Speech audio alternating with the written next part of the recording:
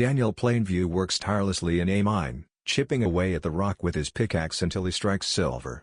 He quickly sets up dynamite to clear a new path and climbs out of the shaft just before the explosion. On his way back, he loses his footing and falls, landing at the bottom of the shaft with a broken leg and excruciating pain. Though continuing seems impossible, he musters an immense effort, crawling toward the silver he uncovered. Against all odds, he manages to climb out. Despite the unbearable pain, he presses on, dragging himself across the desert, determined to reach the office and claim his mining rights for the shaft he dug. This sequence provides valuable insight into Daniel's character. We saw him working entirely alone, highlighting his strong sense of independence. However, the task would have been far easier with help, suggesting that his choice to work solo stemmed from a desire to keep all the rewards to himself. His individualism came at the cost of a leg injury, but he didn't give up. He claimed the silver and crawled for miles across the desert. This determination showcases his extreme resilience and perseverance but, most importantly, his relentless ambition to succeed at any cost. A few years later, Daniel shifts his focus to the oil business and establishes his own drilling company. He works with a group of men, one of whom is the father of a baby. Daniel designs a structure for the drilling rig with wooden beams arranged in the shape of a cross at its center. After much effort, they succeed in drilling into the ground, and oil gushes out. The team celebrates their triumph. The father marks his baby's forehead with a dab of oil, treating it as if it were a baptism. They begin extracting the oil. While Daniel and the father are inside the rig, a terrible accident occurs. The wooden structure collapses, killing the baby's father instantly. Covered in oil and blood, Daniel manages to escape. He approaches the man's baby, resting in a basket, takes a few swigs of alcohol, and decides to adopt the child. The film is set during the oil boom in the United States at the turn of the 20th century, an era that radically transformed the global economy and society. Oil became an immensely valuable resource, almost like a new god, sparking conflicts and wars. The scene depicting the discovery of oil even resembles a religious myth, symbolizing the birth of a new faith. The wooden platform, with a cross at its center, evokes the image of a temple. When the drill pierces the earth and oil gushes forth, it recalls the spear of Longinus that pierced Christ, releasing his blood and paving the way for Christian conversion. Similarly, contact with the oil transforms Daniel into a devotee, or even a prophet, of this new religion of black gold. Furthermore, the simultaneous death of the father foreshadows the violence historically tied to the pursuit of this coveted resource. Over the years, Daniel addresses a gathering of landowners near a newly discovered oil field. He introduces himself as an oil expert with multiple successful wells that have brought him great profits. He explains that they now have an opportunity to make money but warns them to be cautious of other businessmen who may not be as trustworthy as he is. He insists they must not let this opportunity slip away. Daniel also describes himself as a family man and presents his son, H.W., as his business partner. He emphasizes that his offer includes a family bond that no one else can provide. However, he conveniently omits the fact that H.W. is adopted, a truth not even the boy himself knows. The discovery of oil magnified Daniel's ambition. Now, he seeks to purchase more land for drilling, and during his speech at the community meeting, he used persuasive techniques to achieve this. Let's break it down. Daniel began by highlighting his experience and success, mentioning his productive wells and the revenue they generate. This positioned him as an authority and framed the opportunity as unique. He then warned the audience that they might miss out if they didn't act carefully. By establishing his expertise first, his warning gained credibility and created a sense of urgency, pressuring the landowners to make swift decisions. Next, Daniel amplified this pressure by introducing fear. He cautioned them that other drillers might deceive or exploit them. His speech was meticulously crafted. He established authority, emphasized opportunity, created urgency and fear, and then presented himself as the solution. He also appealed to family values by mentioning that his family name leads the company with his son, knowing this resonates well with the community. Some attendees question whether Daniel can be trusted, and the meeting ends in shouting and chaos. Daniel leaves but soon encounters a couple of landowners, the Bandys. He makes them an offer, though they initially appear skeptical. Mrs. Bandy asks Daniel about his wife, and he deceitfully responds that she died during childbirth with his son, H.W. Moved by sympathy for this man and his son, the Bandys agree and grant him permission to drill for oil on their land. Some time later, Daniel is visited at his office by a young man named Paul Sunday. Paul claims to know of a piece of land rich in oil and offers the information for $500. They strike a deal, and Paul reveals that the land belongs to his own family, The Sunday Ranch. Daniel and HW travel to the ranch and are greeted by Abel Sunday, Paul's father. However, Daniel hides the fact that he's already spoken with Paul and instead claims they're there to hunt quail. Abel welcomes them and allows them to camp on his land, mentioning that his son Eli will bring firewood for their campfire. As they set up camp, Eli approaches, and Daniel is taken aback. Eli is identical to Paul. Daniel wonders if Paul is deceiving him or if Eli is simply his twin brother. Choosing not to reveal his surprise, Daniel greets Eli as though it's their first meeting, carefully hiding his true intentions. They go quail hunting while discreetly surveying the land. HW steps into a puddle of oil, and Daniel becomes visibly excited. Innocently, his son asks how much they'll pay the Sundays for the right to use their land. Daniel replies that they'll pay as if the land only had quail, not oil. This moment reinforces the idea that Daniel's narrative is purely strategic. His ambition, bordering on greed, has driven him to craft a public image designed to win trust and acquire land cheaply. As HW inadvertently revealed, Daniel plans to pay as though he's seeking quail, not oil. In truth, he's not interested in a fair deal. It seems that the only thing he truly cares about is himself. Later, during a scene with the Sunday family, Daniel tells Abel that he's delighted with their land and the quail that live there. He explains that his son, HW, had recently been ill, and the doctor recommended he spend time outdoors, which is why he wants to buy the land. Overwhelmed, Abel doesn't know how to respond to the proposal. However, Eli steps in and suggests a price much higher than Daniel anticipated. Choosing to ignore Eli, Daniel continues negotiating with Abel, who remains visibly confused.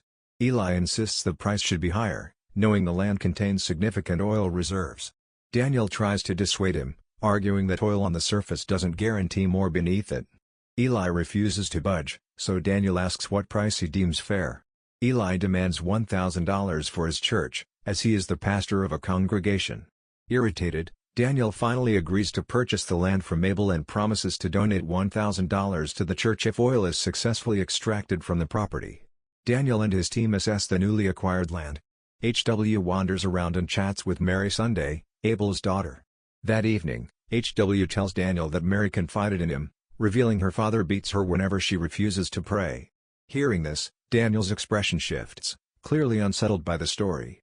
Later, Daniel successfully acquires nearly all the land surrounding the ranch, except for a plot owned by a man named William Bandy, who refuses to negotiate unless Daniel visits him in person. However, out of pride, Daniel refuses to meet him.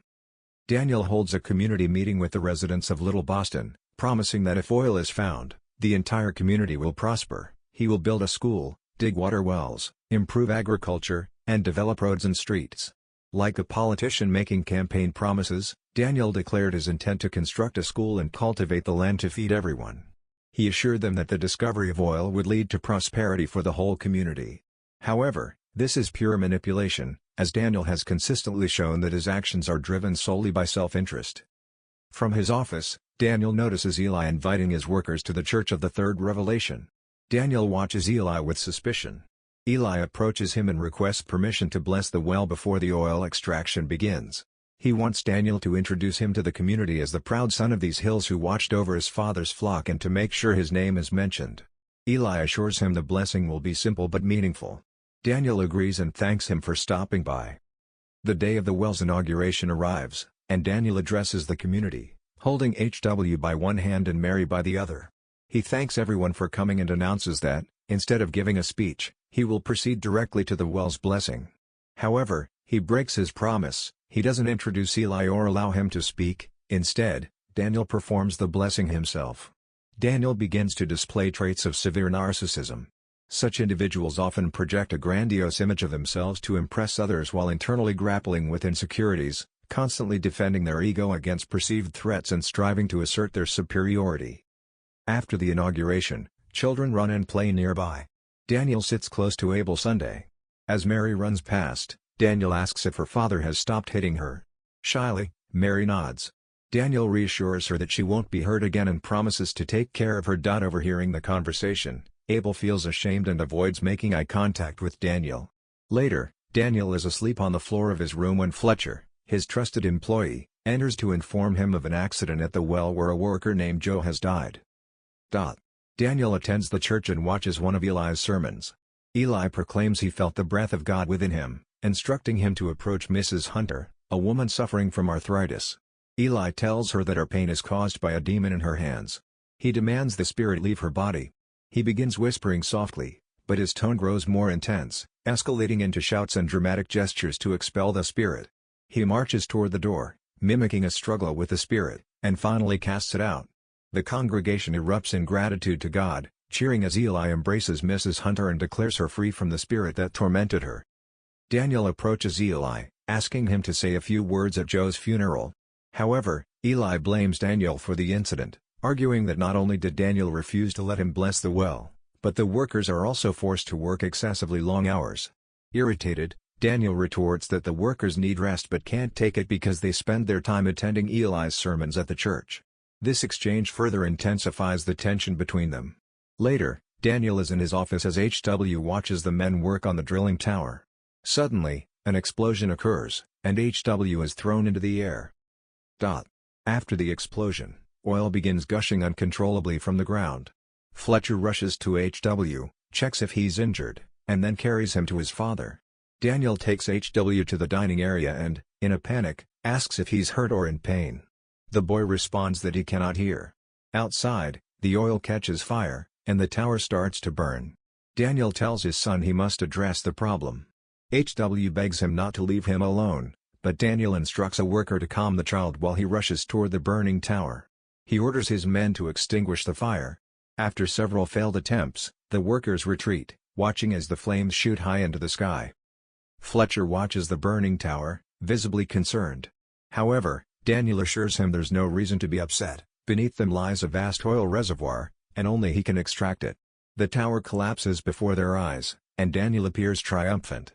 Fletcher asks about HW, but Daniel, without taking his eyes off the fire, replies that the boy isn't well and is in the dining area. As Fletcher goes to check on HW, Daniel continues watching the flames, smiling with ambition. Daniel truly cares for HW.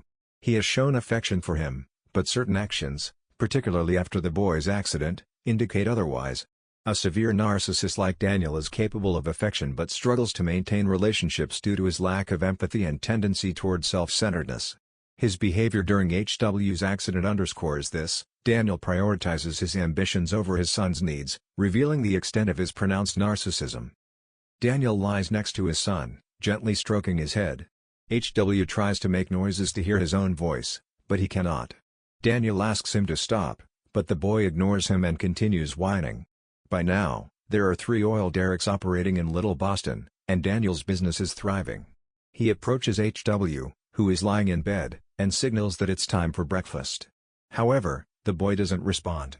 HW's deafness disheartens Daniel, who leaves the room, abandoning his son to his loneliness and sorrow. Eli approaches Daniel to ask about the money promised for the church. In response, Daniel slaps him and knocks him to the ground. Before Eli can get up, Daniel strikes him again, demanding, "If you're a healer and a channel of the Holy Spirit, why haven't you cured my son's deafness?" Eli argues that if he'd been allowed to bless the well, none of this would have happened. He insists that Daniel owes the Church of the Third Revelation $5,000, but Daniel continues to humiliate him, dousing him in oil. When Eli returns home, he's furious with his father. He berates him for being so naive as to let a stranger make fools of them. Abel tries to defend himself, saying he only did what he believed was God's will. But Eli retorts that God doesn't help fools like him. Eli suspects it was his twin brother, Paul, who told Daniel he could take advantage of their father and seize their land, the foolish son of a foolish man. Eli's Christian church is called the Third Revelation. Some believers interpret the first revelation of God as the commandments given to Moses, the second as the arrival and teachings of Jesus, and the third as any individual filled with the Holy Spirit who claims to possess divine powers. Eli, who once declared in a sermon that the Holy Spirit instructed him to heal an elderly woman's arthritis, appears to position himself as this third revelation. However, Eli seems more like an impostor than a genuine prophet. When he intervened in the negotiation between Daniel and his father, his goal wasn't to help his family but to secure money for his church. Yet, this money seems to benefit him personally more than it aids his community or faith. Furthermore, when Eli insisted on blessing the well and being introduced as an important figure, it seemed he was seeking recognition and power. Eli also revealed a cruel nature toward his father for failing to secure a better deal. In this way, Eli and Daniel act as distorted reflections of one another, displaying similar vices through different means. Both are narcissistic and greedy, using their platforms, religion for Eli and oil for Daniel, to manipulate and control others in pursuit of their ambitions. Both craft a grandiose public image that conceals their true motivations. Daniel arrives at his cabin and sees a man waiting outside. The man introduces himself as Henry Plainview and claims to be his half-brother. He explains that he learned about Daniel's success from the newspapers and came to inform him about their father's death. Daniel invites Henry inside for a meal.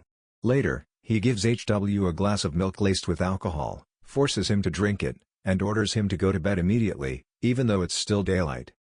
For someone with severe narcissism, love is often rooted more in utility than in emotional connection. They love people for what they can provide and for how they make them feel about themselves. When HW lost his hearing, Daniel became frustrated, minimized his interactions with him, and showed little interest in adapting to his son's new situation. In this way, Daniel's affection for HW is revealed to be conditional, tied to his personal interests, something that becomes even more evident toward the film's end. Daniel cuts straight to the point and asks Henry what he wants. At first, Henry tries to dodge the question, but eventually admits that he wants to work for his half-brother. Convinced by what he hears, Daniel invites him to stay and embraces him as a brother. Disconnected from HW and feeling empty, Daniel finds solace in Henry.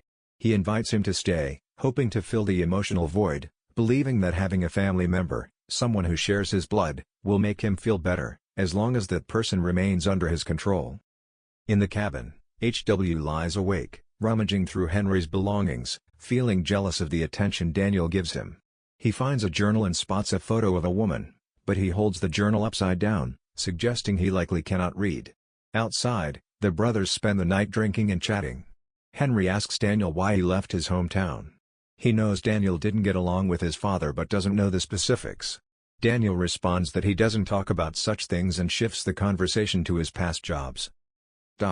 As the conversation progresses, Daniel opens up further, admitting that he is naturally competitive, that he doesn't want others to succeed, and that, in truth, he despises most people. Henry remarks that, after many failures, he no longer feels that way. However, Daniel insists that if he feels this way, Henry should too. Finally, Daniel confesses that his goal is to make enough money to isolate himself from the rest of the world. He adds that having Henry by his side has given him a renewed sense of purpose, as he feels he cannot face others alone. This conversation is key to understanding more about Daniel's severe narcissism. Many narcissists experienced emotional pain during childhood. Before developing mechanisms to defend themselves against such experiences, they may have faced humiliation, neglect, or abuse, leading them to construct a false self-image as a shield against future harm. Although little is known about Daniel's past, there are hints of possible abuse.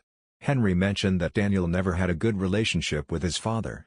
Moreover, Daniel showed rare, genuine kindness when protecting Mary from her abusive father, suggesting he may have identified with her, possibly because he experienced similar abuse in his own childhood. Furthermore, it is likely that the narcissist felt ignored or undervalued during their development, making success and recognition extremely important for someone like Daniel.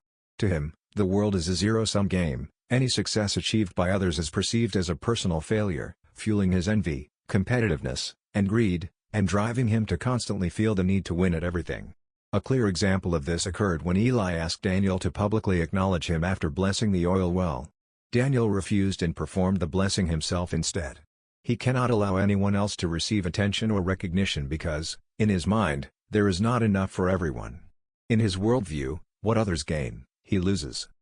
While Henry and Daniel sleep, HW starts a fire that spreads toward Henry's bed. The two wake up and try to extinguish the flames. HW attempts to run away, but Daniel catches him and takes him back to the cabin. In the next scene, father and son are seated in a train car.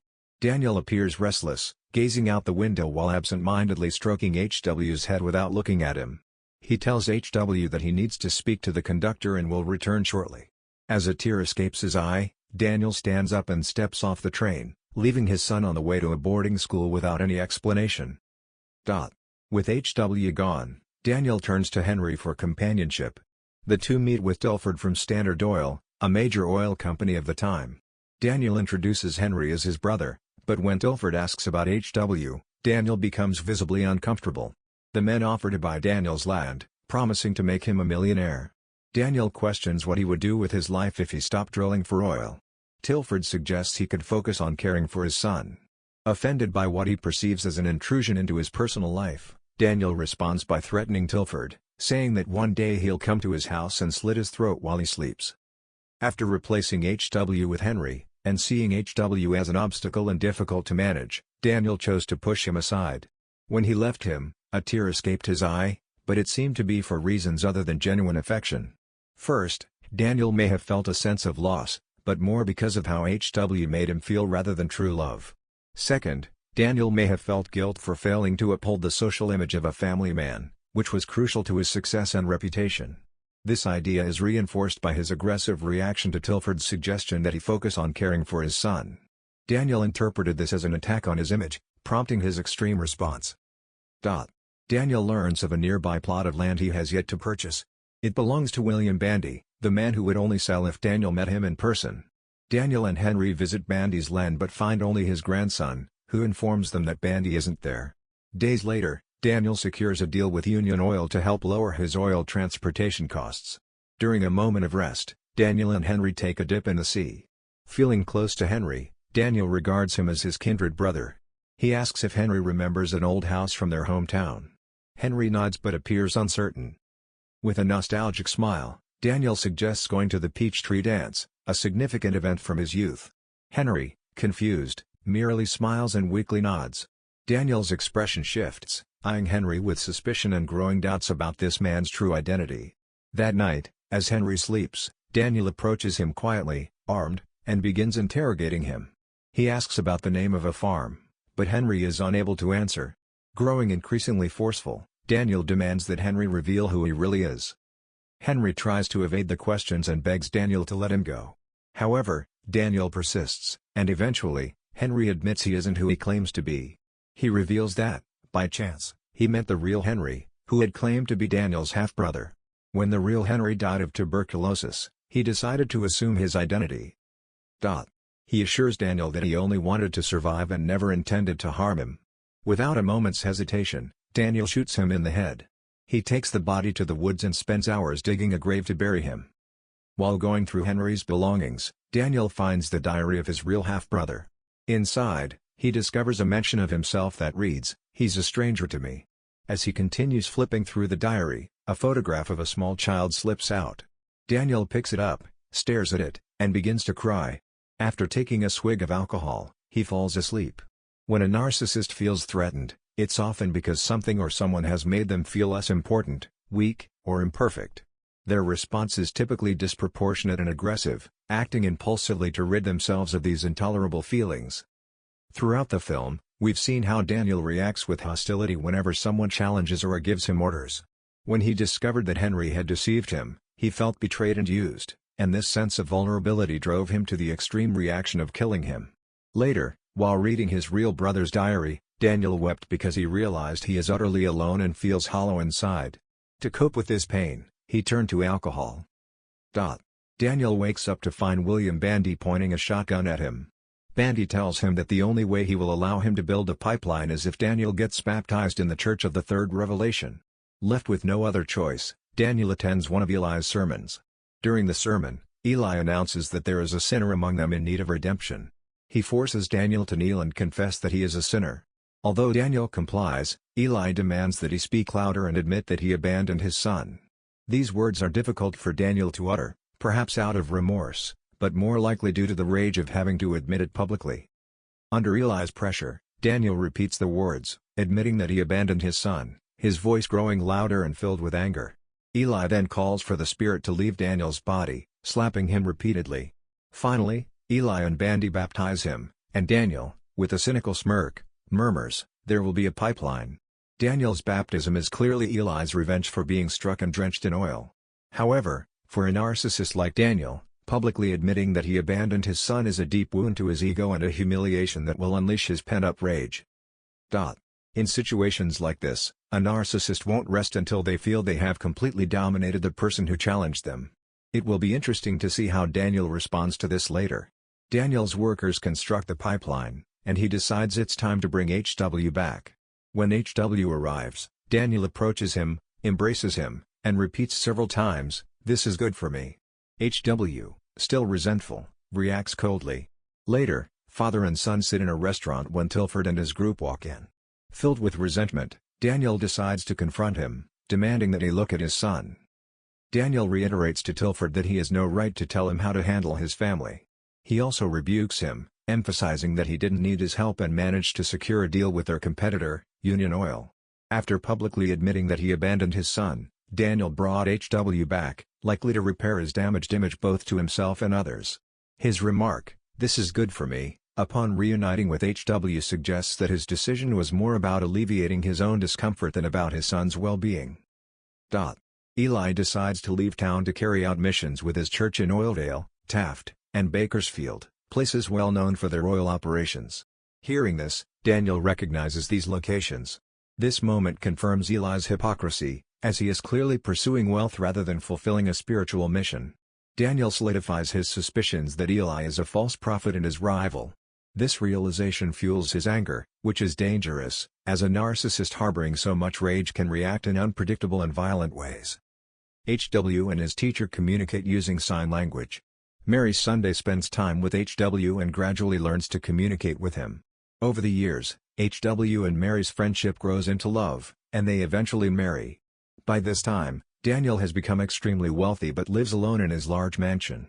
HW, who has been away for some time, returns and asks to speak with his father. Daniel, however, ridicules him, saying he's incapable of speaking and should use his hands to show where he's been. HW tells Daniel that he loves him very much but has decided to move to Mexico with Mary to start his own oil company. Daniel responds coldly, "That makes you my competition." HW clarifies that he doesn't want to be his competitor but would rather maintain their father-son relationship than be business partners. Irritated, Daniel challenges HW to speak for himself without the interpreter. This news triggered a furious reaction from Daniel. As someone with pronounced narcissism, he finds abandonment intolerable, especially by someone like HW, who temporarily alleviates his misery. HW's decision to leave made Daniel feel abandoned and disrespected, something a severe narcissist struggles to handle. In such situations, he can become extremely cruel and lose all empathy, believing he has every right to act this way regardless of how it affects others. Under pressure, HW speaks, saying that he is leaving for Mexico with his wife to distance himself from Daniel. Daniel laughs sarcastically and says, "Was that so hard to say?" He then cruelly confesses, "You're not my son, you never were. You're an orphan. I only took you in because I needed a sweet face to buy land." He adds, "You're worse than a bastard, you're just a bastard from a basket." HW firmly responds, "Thank God I have none of you in me." Daniel has achieved everything he ever wanted, but he is utterly miserable. HW has grown up and become more independent, spending less time with Daniel. This leaves Daniel feeling lonelier and emptier, driving him further into alcohol. Analyzing their conversation, Daniel's hostility was apparent from the start, likely a reaction to HW's independence. His irritation was evident when he mockingly told HW that he couldn't even speak and should use his hands to show where he'd been. Eli praises the mansion and reminds Daniel that they've been friends for a long time, though his tone is condescending. Eli tells Daniel about his recent life and shares some news. William Bandy has passed away. He explains that Bandy's grandson wants to become an actor in Hollywood but lacks the necessary funds. The pivotal moment came when HW announced he would move to Mexico to start his own oil business. This news triggered a furious reaction from Daniel. As someone with pronounced narcissism, he finds abandonment intolerable, especially by someone like HW, who temporarily alleviates his misery. HW's decision to leave made Daniel feel abandoned and disrespected, something a severe narcissist struggles to handle. In such situations, he can become extremely cruel and lose all empathy, believing he has every right to act this way regardless of how it affects others.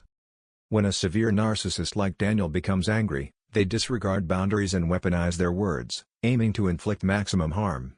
This is precisely what Daniel did when he told HW that he wasn't his son and that he had only adopted him for personal gain. Daniel ends up alone, drinking whiskey. Later, drunk, he falls asleep in the bowling alley of his mansion. His butler tries to wake him, informing him that he has a visitor, Eli. Eli proposes a partnership with Daniel to exploit the oil on Bandy's land so they can both profit. Daniel appears interested but sets a condition: Eli must admit that he is a false prophet and that God is a superstition. At first, Eli refuses, But he changes his mind when Daniel offers him a large sum of money, along with the interest on the $5,000 he had promised years earlier. Without much conviction, Eli murmurs that he is a false prophet and that God is a superstition. Daniel demands that he say it as if he truly believes it. Eli repeats the phrase, but Daniel interrupts him, ordering him to stand up and say it again and again, each time with more conviction. Finally, Eli shouts the words at the top of his lungs. At that moment, Daniel reveals that he had already extracted all the oil from Bandy's land without needing to purchase it, by using the adjacent properties. Eli begins to cry desperately, but Daniel humiliates him even further. He tells Eli that it was Paul, his twin brother, who informed him where to find the oil. Additionally, he lies, claiming that he paid Paul $1,000 and that Paul is now a successful businessman with 3 wells generating $5,000 a week.